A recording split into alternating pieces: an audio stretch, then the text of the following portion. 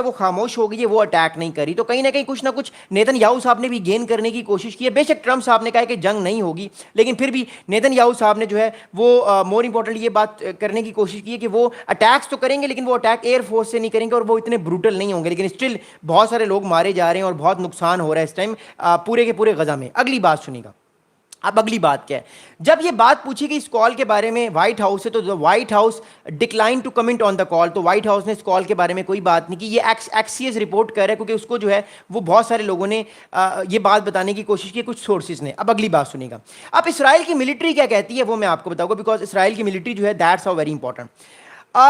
The Israeli military has been ordered to halt its campaign on the Gaza city by its political leadership while it was preparing for the first phase of Donald Trump to end the war in Gaza and release all hostages. اب اسرائیل کی جب military کو کہا گیا کہ آپ نے جو ہے وہ فوراً سے پیچھے ہٹنا ہے, تو اسرائیل کی ملٹری نے کیا کیا, میں آپ کو ایک اور میپ دکھاتا ہوں. اوکے, اسرائیل کی ملٹری کا یہ خیال تھا کہ سنڈے کی شام کو کیا ہوگا.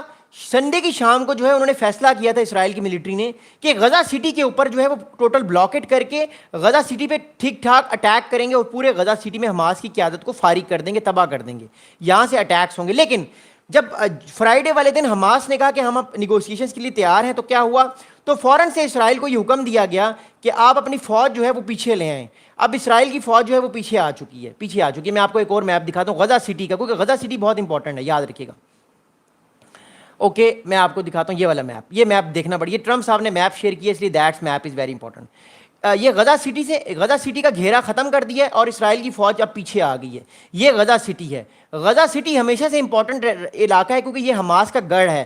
حماس کے زیادہ تر ملٹری بیسز جو ہیں, حماس کے زیادہ تر جو اڈے ہیں, جو ٹنلز ہیں, وہ اس جگہ پہ ہیں. میں آپ کو ایک اور میپ دکھاتا ہوں, کلیئر میپ, تاکہ آپ کو سمجھ آئے. یہ والا میپ. اوکے, ایک سیکنڈ, اپالوجیز فار دیٹ.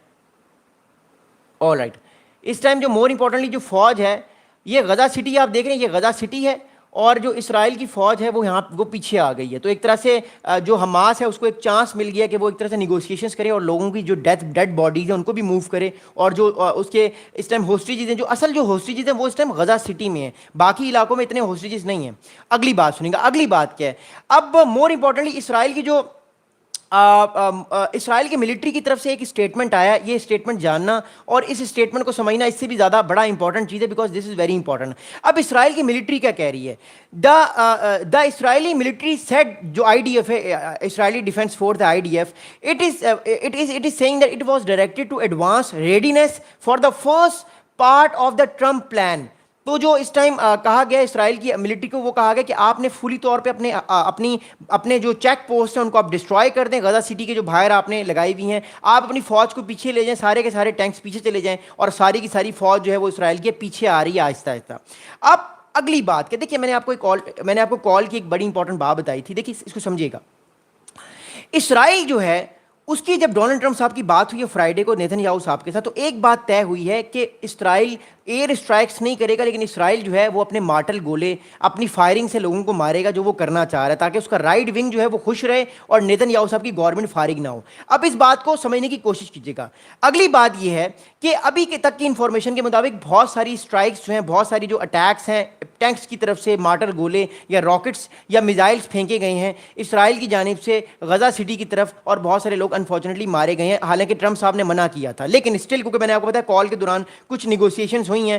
پہلی نیگوسیشن جو یہ ہوئی ہے کہ اسرائیل کی فوج پیچھے چلی جائے گی, وہ ایئر اسٹرائک نہیں کرے گی, لیکن کہیں نہ کہیں وہ دوسرے اٹیکس کر کے اپنی ایگو کو خوش کرنے کی کوشش کر رہی ہے. اب مور امپورٹنٹلی اب اگلی بات کیا, اگلی بات یہ ہے کہ ڈونلڈ ٹرمپ صاحب نے کل ایک بڑا اہم بیان دیا ہے رات کو. یہاں پہ تو خیر رات تھی, وہاں پہ صبح تھی, ابھی امریکہ میں تو رات ہو رہی ہوگی, لیکن مور امپورٹنٹلی ڈونلڈ ٹرمپ صاحب نے صبح کے ٹائم یعنی ایک دن پہلے ایک بہت اہم بیان دیا ہے حماس کو لے کے, اور حماس کو انہوں نے تھریٹن کیا ہے. اس کو سمجھیے گا.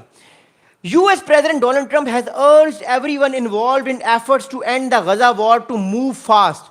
ڈونلڈ ٹرمپ صاحب نے سارے میڈیٹرز کو کہا ہے, ایجپٹ کو, قطر کو, جو بھی بیچ میں انوالو ہیں, کہ آپ اس جنگ کو جلدی ختم کرائیں تاکہ معاملہ جلد سے جلد آگے بڑھے.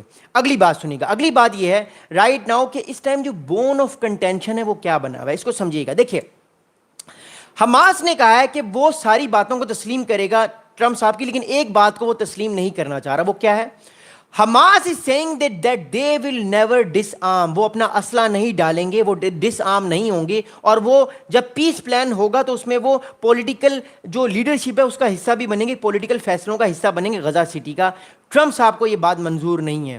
اب دیکھتے ہیں کہ آنے والے دنوں میں کیا ہوگا، بیکاز ایک طرف جو ہے وہ ایجپٹ ہے، ایک طرف قطر ہے، وہ بھی چاہ رہے ہیں، ایک طرح سے جو عرب کنٹریز ہیں یہ چاہتے ہیں کہ حماس ڈس آرم ہو تاکہ جو یہ مصیبت گلے پڑی ہوئی ہے ان کے، جو یہ مصیبت ختم ہو۔ لیکن حماس یہ کہتا ہے کہ وہ ڈس آرم نہیں ہوں گے کیونکہ ان کی آئیڈیالوجی ہے کہ انہوں نے پیلسٹینین ریاست کو آزاد کروانا ہے، 2 اسٹیٹ سولوشن کی طرف لے کر جانا ہے۔ اب اگلی بات سنیے گا، اب ڈونلڈ ٹرمپ صاحب نے کل ایک اور بڑا سخت بیان دیا ہے، اس بیان کو سمجھیے گا، اور یہ اشارہ ہے اسرائیل کے لیے بھی، اور اگلے 2 دن، اگلے 48 گھنٹے یاد رکھیے گا، اگلے 48 گھنٹے بڑے ضروری ہیں، کیونکہ اگلے 48 گھنٹوں میں کہا جا رہا ہے کہ فرائیڈے کی شام تک ہوسٹیجز کو رہا کر دیا جائے گا۔ اب اس بات کو سمجھیے گا، Donald Trump said that the essence of massive bloodshed will time is of the essence اور massive bloodshed will follow۔ Trump صاحب نے دھمکی دی ہے کہ وقت جو ہے وہ آپ کی کگار پہ ہے، وقت سے آگے نکلنا پڑے گا آپ کو، اگر آپ وقت سے آگے نہیں نکلیں گے تو مور امپورٹنٹلی جو ہے وہ ہم آپ کا خون نکال دیں گے، ہم لوگوں کو مار دیں گے اور بلڈ شیڈ ہوگا۔ مطلب انہوں نے کہا ہے کہیں نہ کہیں اسرائیل کو وہ اجازت دے دیں گے اگر یہ کام نہ ہوا، ہوسٹیجز کو رہا نہیں کیا گیا۔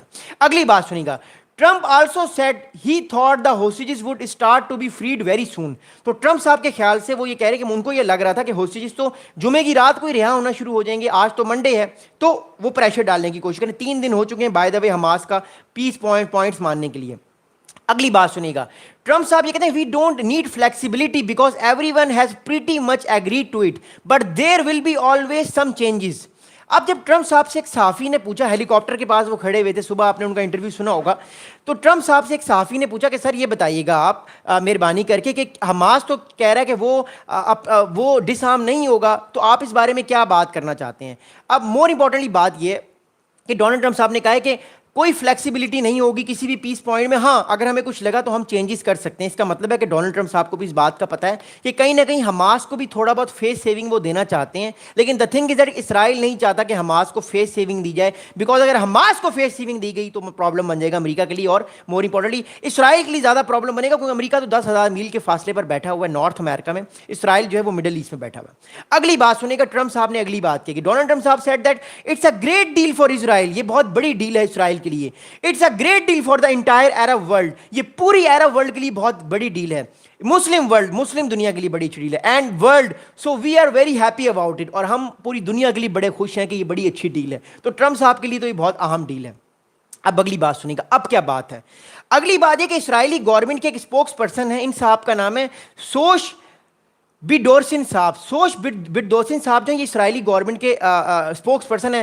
سروش صاحب کہتے ہیں کہ that while certain bombings have actually stop inside Gaza strip there is no ceasefire in place at the time in point. تو کل رات کا انٹرویو میں سن رہا تھا ان کا، تو ان صاحب نے کہا ہے کہ بہت سارے علاقوں میں جو ہے وہ فائرنگ روک دی گئی ہے، اٹیکس روک دی گئے ہیں، لیکن ابھی تک پراپر طور پہ سیز فائر انفورس نہیں ہوا، کہیں نہ کہیں وہ اٹیکس کر رہے ہیں۔ مطلب کہنے کا مطلب ہے کہ اگر کسی فوجی کو لگتا ہے کہ اٹیک کرنا چاہیے، وہ آنکھ مار کے اٹیک کر دیتا ہے۔ ابھی پراپر طور پہ امریکہ نے روکا نہیں ہے اسرائیل کو کہ وہ سیز فائر کرے، ہاں ایئر اسٹرائکس جو ہیں وہ روک دی گئی ہیں۔ اگلی بات سنیں گا، اب مور امپورٹنٹلی کل مارکو روبیو صاحب نے فیس دا نیشن، ایک بڑا زبردست چینل ہے، ایک بہت زبردست پروگرام ہے فیس دا نیشن امریکہ کا، انہوں نے کل ایک بہت اچھا انٹرویو دیا ہے۔ اس ویڈیو کے بعد آپ نے فیس دا نیشن کا انٹرویو سننا ہے مارکو روبیو صاحب کا، جو سیکرٹری آف اسٹیٹ ہیں امریکہ کے۔ میں نے پورا یہ انٹرویو سنا ہے۔